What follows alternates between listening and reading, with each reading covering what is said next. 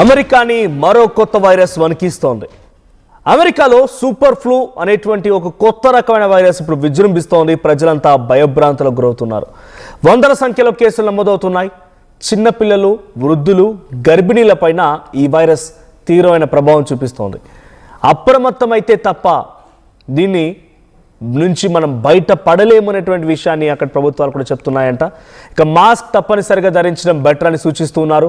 జ్వరం, దగ్గు, విరోచనాలు లాంటివి ఫ్లూ లక్షణాలుగా తెలుస్తోంది. ఇక యూరోపియన్ దేశాల్లో కూడా ఇదే రకమైనటువంటి సూపర్ ఫ్లూ కేసులు పెరిగిపోతున్నాయి. సో పెద్ద ఎత్తున కరోనా మాదిరిగానే ఎటువంటి ఒక వ్యాధి వచ్చిందనంటే విస్తరించడం చాలా ఈజీ. అమెరికా నుంచి ఈ మధ్య కాలంలో ఇది నేను అలర్ట్ చేయడం మాత్రమే మళ్ళీ తప్పు పట్టడం కాదు, అలా అని చెప్పి మళ్ళీ ఇబ్బంది గురి చేయడం కాదు. ఎవరు రీసెంట్గా వచ్చినట్టయితే మీకు ఇటువంటి సిమ్టమ్స్ ఉంటే కనుక వెంటనే ఆసుపత్రిలో చేరండి. మీరు ఆసుపత్రిలో చేరి మిమ్మల్ని మీరు రక్షించడంతో పాటుగా మీ తోటి వారు కూడా రక్షించే ప్రయత్నం చేయండి. హైలీ కంటాజినియస్, ఇది చాలా ప్రమాదకరమైనటువంటి ఒక వ్యాధిగా తెలుస్తోంది. ఈజీగా స్ప్రెడ్ అవ్వడానికి అవకాశం కూడా ఉంది. దీని పేరే సూపర్ ఫ్లూ అంట. This variant is actually called subclade K అనేటువంటి పదంతో పిలుస్తారంట in medical terminology. But super ఫ్లూగా ఇప్పుడు చెప్తున్నారు.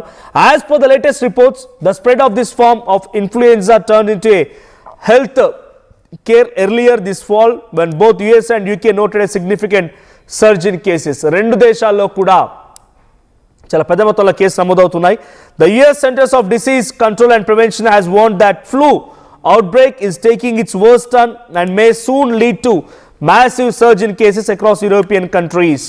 So present according US Centers for Diseases Control and Prevention అనేది కూడా ఒక వార్నింగ్ ఇచ్చింది. ఇది చాలా విపరీతంగా వ్యాపిస్తోంది, చాలా భయంకరంగా వ్యాపిస్తోంది. మీరు తగు చర్యలు తీసుకోకపోతే ఇది ఇంకా శృతి మించిపోయే అవకాశం కూడా ఉందనేది అక్కడ అధికారులు చెప్తున్నారు. So what is super flu? అసలు సూపర్ ఫ్లూ అంటే ఏంటి? ఇది ఎందుకలా స్ప్రెడ్ అవుతుందంటే కనుక ఇది 2024-25లో మొదలైందట. ఈ ఫ్లూ సీజన్స్ అనేది ఆల్మోస్ట్ సివియర్ సీజన్స్ గాని చెప్తున్నా. 2017-18 ఒకసారి కనిపించింది, 24-25 ఒకసారి కనిపించింది. ఇప్పుడు మళ్ళీ అంతకంటే ముందు 23-24 అయితే హైయెస్ట్ కేసెస్ నమోదయ్యాయంట. ఇది ఇప్పుడు స్టార్ట్ అయింది ఏం కాదు, చాలా రోజులుగా మధ్య మధ్యలో వస్తుంది వెళ్తూ ఉంది. ఇప్పుడు మళ్ళీ విపరీతం అయిపోయింది. ఇది మళ్ళీ చాలా డేంజరస్ టర్న్ తీసుకుంటుంది అనేది US disease prevention and control authority చెప్తున్నమాట. సో ఏదేమైనా ఇది చాలా భయంకరంగా మారిపోతోంది. What is super flu?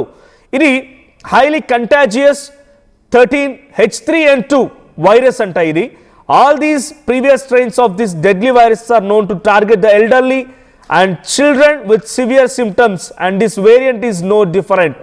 So చాలా పెద్ద మొత్తంలో ఈ వయసు ఆ వయసు అనే అందరినీ కూడా, ముఖ్యంగా చిన్నారులు అండ్ వృద్ధులపైన దీని ప్రభావం ఎక్కువగా ఉంటుందట. అంటే ఎవరి దగ్గర అయితే ఒక రోగనిరోధక శక్తి తక్కువగా ఉంటుందో వాళ్ళ దగ్గర దీని ప్రభావం అధిక మొత్తంలో ఉంటుందనేది అందరూ చెప్తున్నమాట. సో విజువల్స్లో చూస్తున్నారు, అక్కడ అందరూ కూడా మాస్కులు ధరించే సిచ్యువేషన్ కనబడుతోంది. ఇది ఒక dangerous contrary to the name, the virus inherent danger is said to be no different from H3N2 strain. So H3N2 అనేది కూడా ఒక వైరసే, దాంతో ఏ మాత్రం కూడా తగ్గిపోద్ది అని చెప్తున్నారు. So what are the symptoms ఏంటి మరి?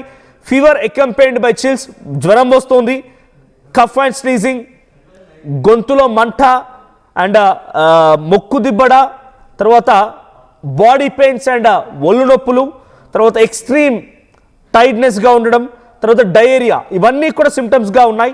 సో 7 రకాల సిమ్టమ్స్ వచ్చాయంటే కొంత ఆలోచించండి. ఈ మధ్య కాలంలో ఎవరైనా కనుక అమెరికా నుంచి వచ్చినా, యూకే లాంటి నుంచి దేశాల నుంచి వచ్చినా, లేదా అక్కడ మన వాళ్ళు ఎవరైనా తెలుగు వాళ్ళు ఉన్నా కూడా ప్లీజ్ బీ కేర్ఫుల్, చాలా జాగ్రత్తగా ఉండండి.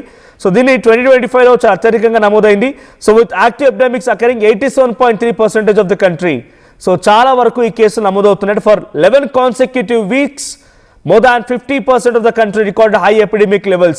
11 వారాల్లోనే 50% జనాభాకి ఇది రకమైనటువంటి సిమ్టమ్స్తో ఫేస్ చేసినట్టుగా అక్కడ జనాలు గుర్తించారంట. సో ఇప్పటికే 300 మంది చిన్నారులు చనిపోయారు ఈ వ్యాధులతో ఈ రీసెంట్ డేస్లోనే. సో ఇంకా ఈ మరణాల సంఖ్య పెరిగే అవకాశం, తగు జాగ్రత్తలు తీసుకుని అక్కడ అధికారులు చెప్తున్నారు. సో మీరికైనా వ్యాక్సిన్ ఉందా? మరి దీనికి ఏమైనా వ్యాక్సిన్ ఉందా అంటే కనుక there has also been much interest in vaccine efficiency in the face of its virulent strain. చాలా ఎక్స్ట్రీమ్ అయితే దాని నుంచి కాపాడుకోవడానికి ఫీవర్ని ట్రీట్ చేయాలి. గతంలో మనం చూసాం, కోవిడ్ వచ్చినప్పుడు కూడా ఫీవర్ని ట్రీట్ చేయాల్సి ఉంటుంది.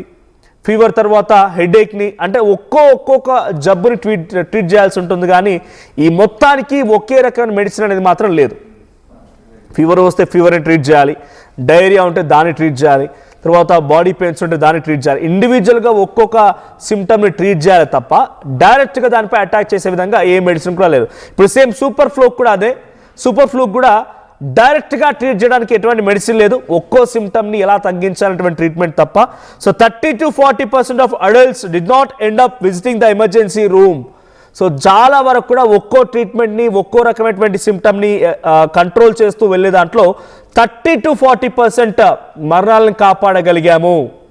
30 to 40% అంటే అవుట్ ఆఫ్ 100 40 మెంబర్స్ని రక్షించగలుగుతున్నాం దీని బయట నుంచి అనేది అమెరికా చెప్తున్నమాట. సో యూకే కూడా చెప్తుంది ఏంటంటే 70 to 75% ఆఫ్ పీపుల్ని కాపాడగలుగుతున్నామని యూకే చెప్తోంది. Well coming back to US 40 to 50 అని అంటున్నారు. So how to stay safe, దీని నుంచి ఎలా కాపాడుకోవాలి. సో వెంటనే దీనికి సంబంధించి రోగ నిరోధక శక్తిని పెంచుకోవడం కోసం వ్యాక్సినేట్ చేసుకోండి. ఆ తర్వాత మెయింటైన్ హైజీన్గా ఉండండి. సేమ్ శానిటైజర్, ఫేస్ మాస్క్, దూరంగా ఉండాలి. స్నీజింగ్, దగ్గడాలు, తుమ్మడాలన్నీ కూడా చాలా దూరంగా ఒకరి దగ్గర నుంచి ఇంకొకరు ఉండాల్సిందే. అట్ ది సేమ్ టైం మీ చుట్టూ ఎప్పటికి కూడా ఒక యాజ్ పర్ దే గవర్నమెంట్ చెప్తున్నట్టుగా CDC మ్యాప్ ఉందంట. అంటే కంట్రోల్ డిజీజ్ సంబంధించిన దాంట్లో వాళ్ళు ఎప్పటికప్పుడు మీ చుట్టుపక్కల పరిసర ప్రాంతాలు ఎవరైనా ఉన్నారా, అక్కడ ఎవరైనా ఈ వ్యాధితో బాధపడుతున్నారా, సో ఒకే అటువంటి సిచ్యువేషన్ కనుక ఉంటే మీరు ఎలా అడ్మిట్ అవ్వాలి హాస్పిటల్స్లో, ఎటువంటి ట్రీట్మెంట్ తీసుకోవాలి, ప్రతిదీ కూడా క్లుప్తంగా చెప్పేందుకు అన్ని రకాల ఏర్పాట్లు యూకే అండ్ US గవర్నమెంట్స్ చేశాయి.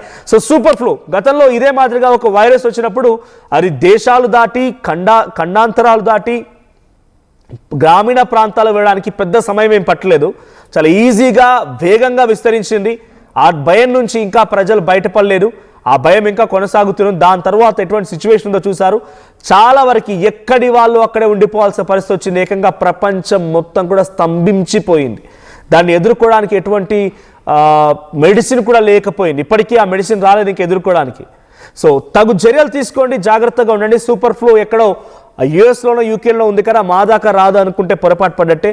ఎవరికి వారు కొంత జాగ్రత్తలు తీసుకోండి, మిమ్మల్ని మీరు స్వీయ నియంత్రణ చేసుకోండి. కొంత సోషలైజ్ అవ్వకుండా కట్టడి చేసుకోవడం బెటర్. ఇది జనరల్గా వచ్చే జలుబు, దగ్గు, సీజనల్గా వచ్చేది అనుకుంటే పొరపాటే. కొంత అతిగా ఉంటే కనుక డెఫినెట్గా డాక్టర్ని సంప్రదించండి, తగ్గట్టుగా చర్యలు తీసుకోండి, లేదంటే ప్రాణాలకే ముప్పు. ఇది US గవర్నమెంట్ చెప్తున్నమాట. సో ఇటువంటి వ్యాధులు వచ్చినప్పుడు డెఫినెట్గా మనం కూడా తగు జాగ్రత్తలు తీసుకోవాలి. ఒకరికొకరు మనం సహాయం చేసుకుంటూ దాని నుంచి బయటపడేందుకు ప్రయత్నం చేయాలి.